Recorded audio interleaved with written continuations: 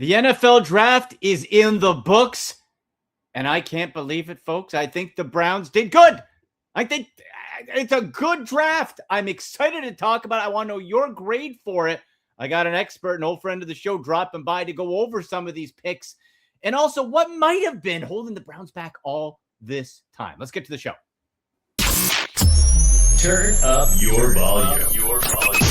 Because you're about to listen to The Sick Podcast with Andy McNamara, the sickest Cleveland Browns podcast. Chubb runs, he's to the 10, 15, he's to the 20, 25, 30, 35, 40, 45, 50. There goes Chubb, he's to the 30, 20, 10, 5, touchdown, Shabba Lubba Hub.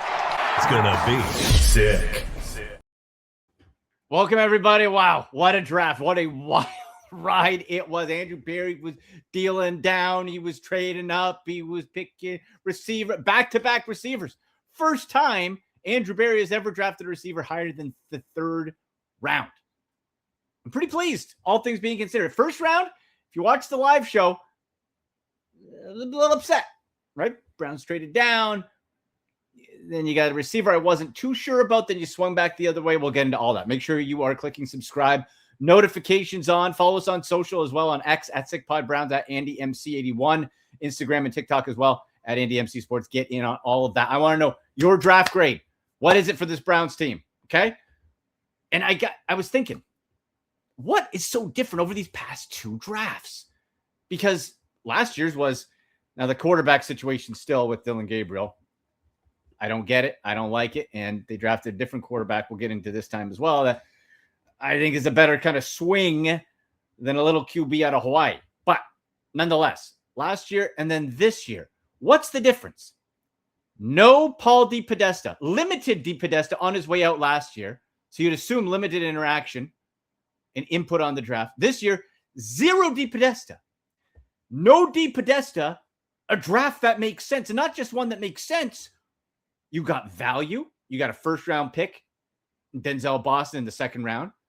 You got to start. You trade back up to get a star safety. You had Toledo second year in a row, by the way, small Ohio school. Remember, out of Bowling Green, you got Harold Fannin Jr. last year. And now, all of a sudden, I got a big dude wide receiver. I got a real fast guy. I got a left tackle, Spencer Fano, who I didn't realize this, folks, was like an all-star left tackle at Utah in his freshman year. And then the team needed him to switch over because of personnel issues to the right side. So the guy can do both. He looks hyped up.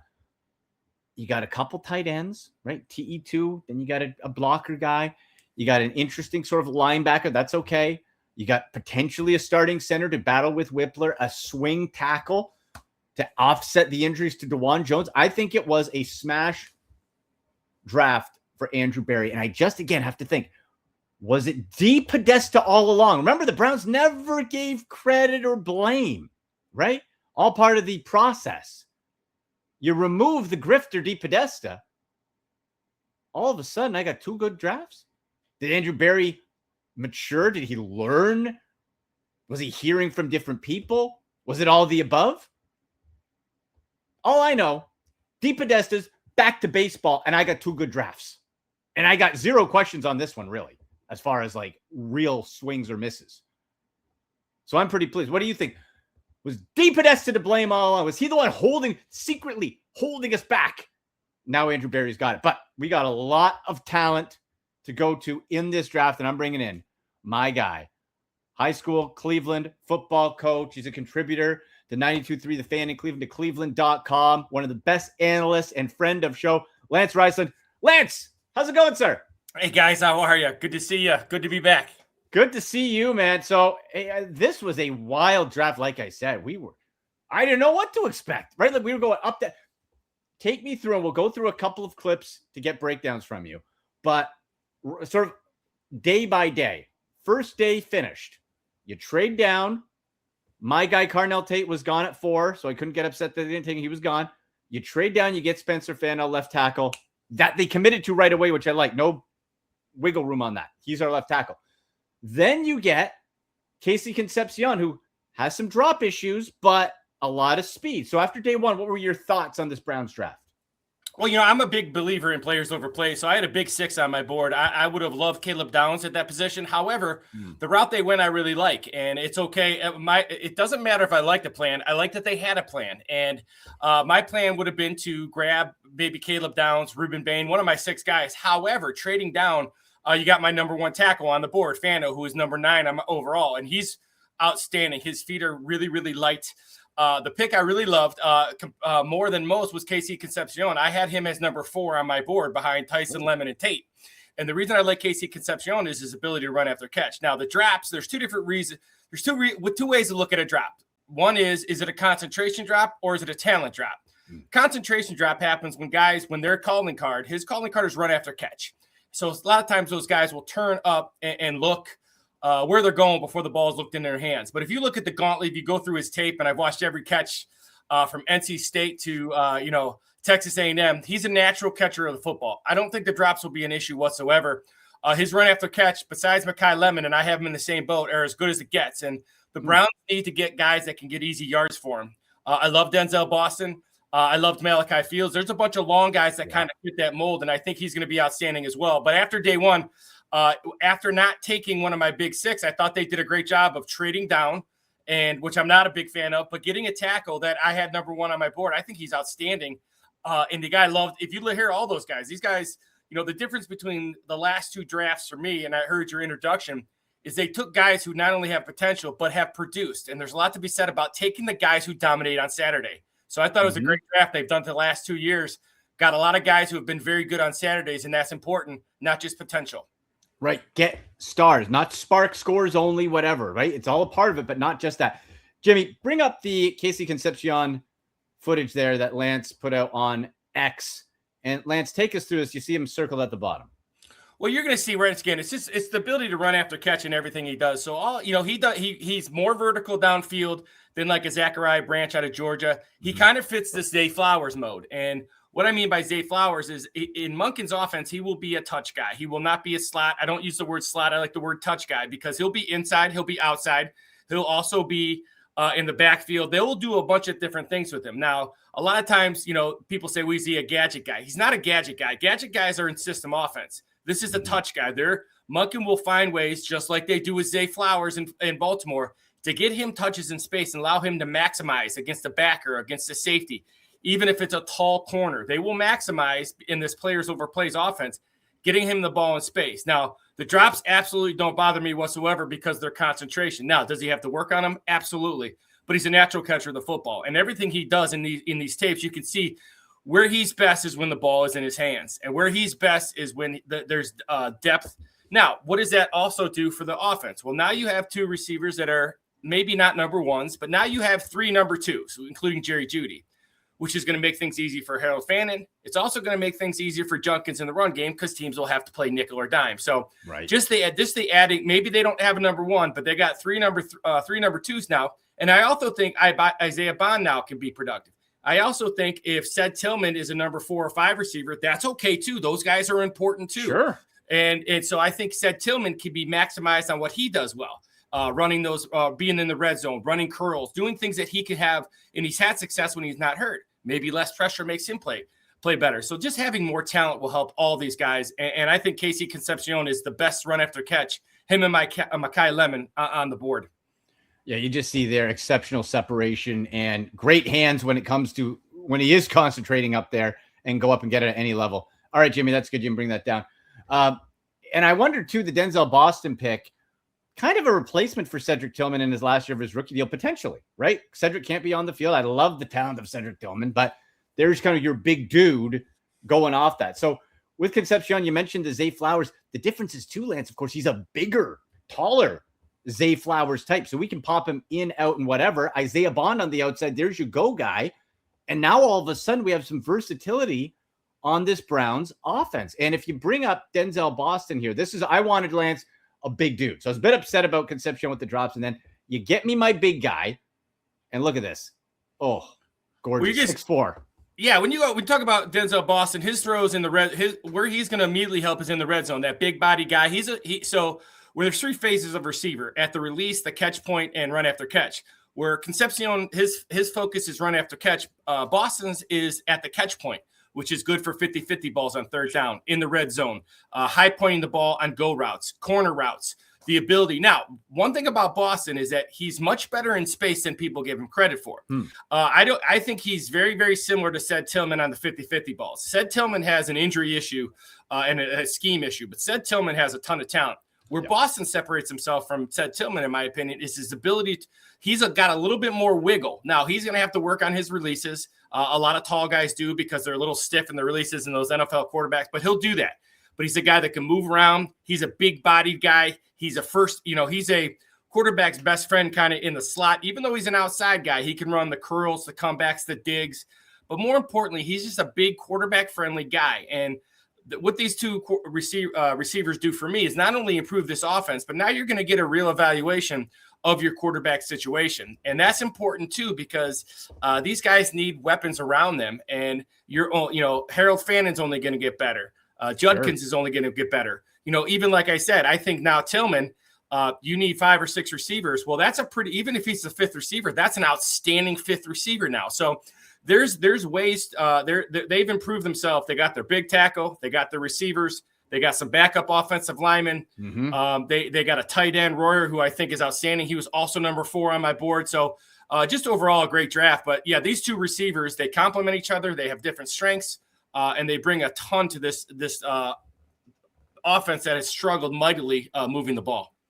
And I think too, and you can bring that down, Jimmy. Now in the red zone, Lance, you got 2 big body options. I can put Tillman and Boston there with Fannin zipping around and Concepcion in motion, which it opens everything up. You have options. You have the potential for an electric offense with Todd Monken. Just depends if the quarterbacks can get it done. We'll get to that in a moment, though. And the Browns did take a quarterback, Lance. I want to get your thoughts on this. Taylon Green, somebody 6th round. And what I like, and again, a different mindset for Andrew Berry in this draft. I know you aren't as down on Dillon Gabriel as I am, but let's look at it this way. If I'm going to take a flyer on a guy, I at least want an elite trait. I think Taylon Green has at least 2 elite traits, size and speed. And then you can sort of coach up, mold. There's even talk, maybe some packages for him. What are your thoughts on Taylon Green to the Browns at quarterback in the 6th? Well, you're talking about a 4'3" guy. He's 6'6". He's 237 pounds. He's a guy. So you're talking first and foremost the +1 run game, and what that means is that the tailback becomes the fullback and the quarterback becomes the tailback. And what that gives you down in the red zone, because teams like to crowd the line of scrimmage in the red zone, it gives you an extra blocker. So that's really important down in the red zone. But the idea of, and I've had a lot of pushback, and the idea of him not being able to be an NFL quarterback, I just don't believe. There's a guy who's thrown for almost 10,000 yards in his career. He's got thrown for 59 touchdowns. He's thrown for 35. He's got a lot. He's got 35 interceptions, and he fumbled the ball a bunch. But those are all skill sets, right? He holds the ball a little bit low in his pocket, in his launch point. He makes poor decisions sometimes when he extends plays. Those are the common things. But the things he has, it's not like he doesn't have, production. Obviously, the potential's there. But the production, and people asked me before the draft, and I said, no, I didn't want to draft a quarterback. And then the guy I covered, David Bacon, he brought up a very good point. And I like to listen to all you guys because all of us are watching film and doing all our stuff. Yeah. And the one thing that I agree with is that we don't know if Todd Monken likes Dillon Gabriel, Shedeur Sanders, or Deshaun Watson. Not saying he doesn't want him, but maybe he wants his own guy, and maybe he wants to develop his own guy. And that's a possibility as well. But you're talking about a 6th-round guy who has a lot of potential and doesn't have to play early. Now, The issue is, I'm a Dillon Gabriel fan, and I still think there's a spot for Dillon Gabriel in this league. However, for me, he matches up in a system-based offense where all the pieces around him are good. And that's what Kevin's offense was a long time when he had Chubb and those guys. Sure. I don't know if this offense is going to fit Dillon Gabriel. And for him, I would like him to get to a system-based offense where he could be productive as well.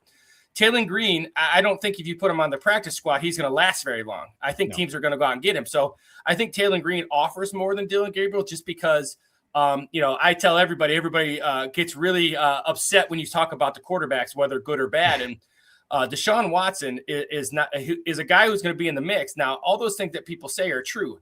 I just think, watching him practice the other day, he looks healthy. That doesn't mean anything. He might get hurt. He might not be healthy or whatever, but he looked really fit and he looked really healthy. But I don't think Taylon Green is a bad call at all. He has physical tools, and right now he's automatically becomes a guy in the red zone that can do things. Now, people have compared him to Taysom Hill. This guy throws the ball a lot better than Taysom Hill. Again, he's a guy who's thrown for 10,000 yards. He was freshman of the year at Boise State, 6,000 yards passing, over 6,000 yards passing at Arkansas in the SEC. So he can play and he can throw it a little bit. And once again, it just gives you more options as an offensive coordinator. And I think he'll be a good fit, and I think he'll compete.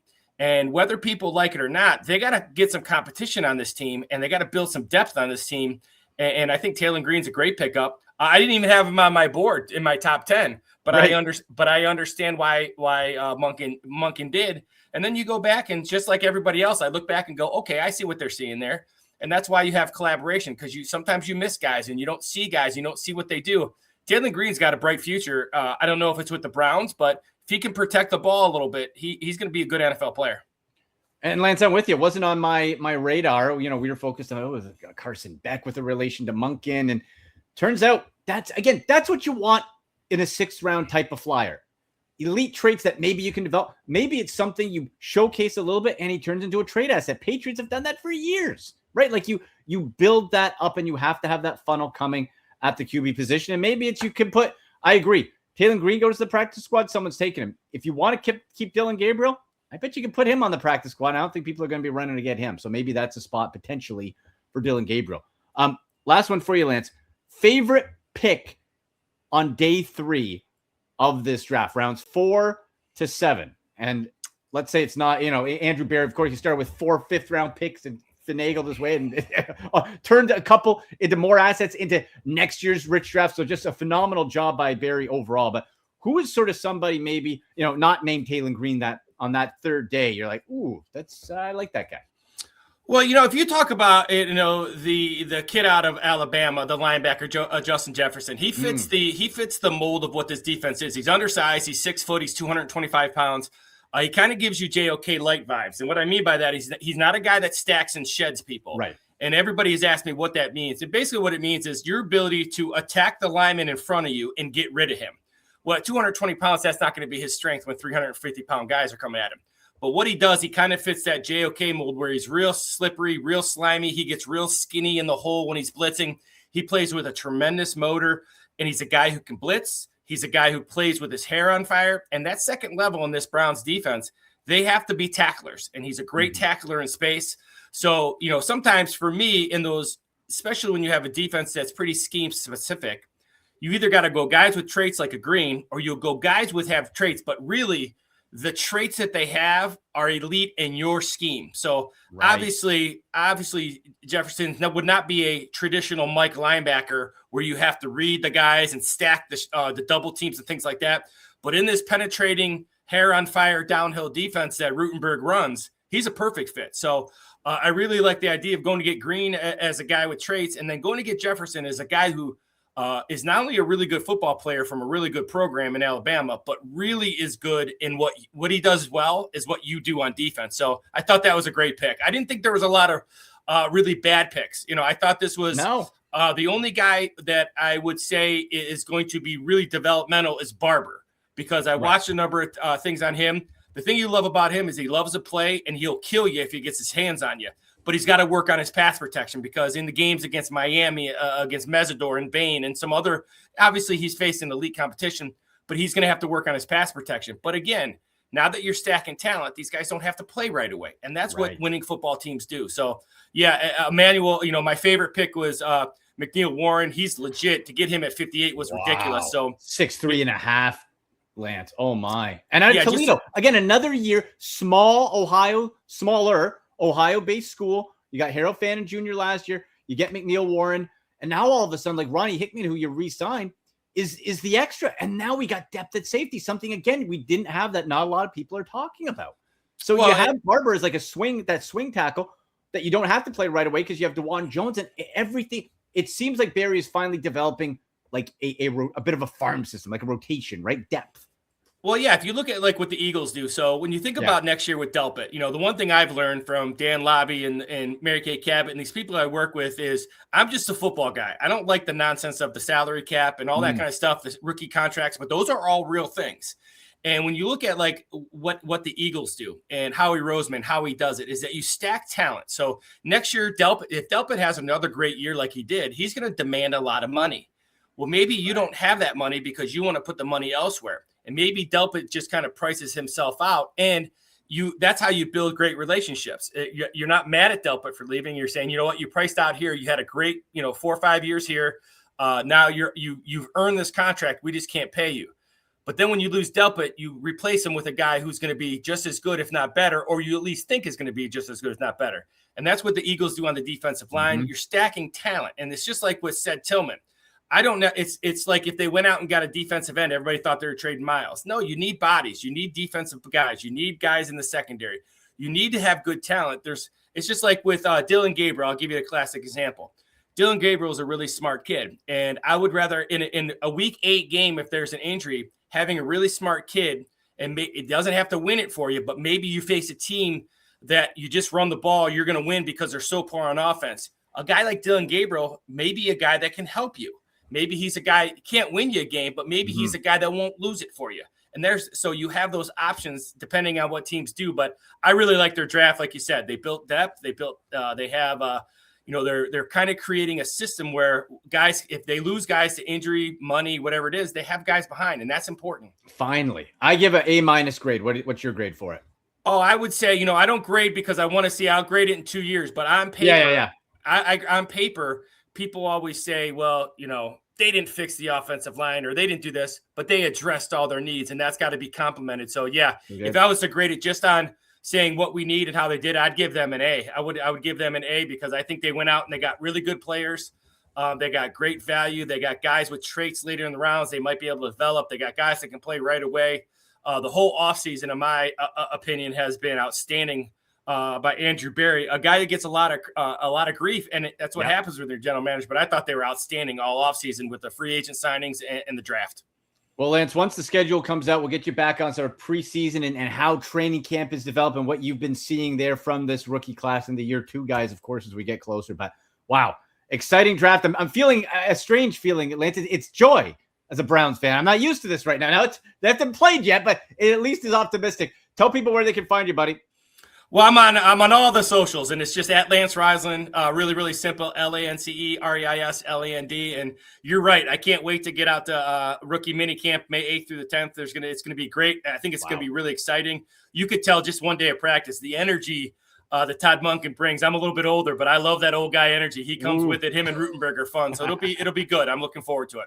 All right, buddy. Always appreciate the insight. Talk to you soon. Absolutely. We'll talk soon. Thank you. All right. There he goes, Lance Reisland, contributor and analyst for 92.3 The Fan in Cleveland, cleveland.com, former Cleveland High School coach. Love Lance's analysis. And again, folks, you got a center, right? Jimmy, bring up the graphic of the draft class, please, if you don't mind. Look at that. You got 10 guys and you got extra picks into next year, right?